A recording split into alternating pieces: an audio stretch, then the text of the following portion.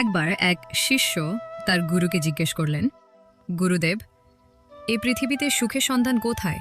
গুরু তাকে কৃষ্ণের কাছে নিয়ে গেলেন। কৃষ্ণ হেসে বললেন, আমি তোমাদের একটি গল্প বলি। এক দরিদ্র মানুষ সব সময় ভগবানের কাছে অভিযোগ করত যে তার জীবনে কোনো সুখ নেই। কৃষ্ণ তাকে তিনটি সুখের উৎস দিলেন: একটি সুন্দর বাগান, একটি বিশাল রাজপ্রাসাদ এবং একটি শক্তিশালী ঘোড়া। কিন্তু লোকটি কোনোটিই ব্যবহার করতে পারল না, কারণ তার কাছে তাদের উপভোগ করার মতো মন ছিল না।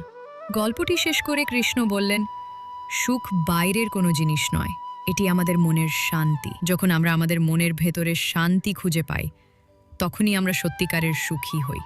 এই গল্পটি আমাদের শেখায় যে সত্যিকারের সুখ সম্পদ বা কোনো বস্তুতে নয়, বরং আমাদের ভেতরের শান্তি ও তৃপ্তির মধ্যে নিহিত। গল্পটি কেমন লাগলো অবশ্যই কমেন্ট করে জানাবেন। সবাই ভালো থাকবেন, সুস্থ থাকবেন।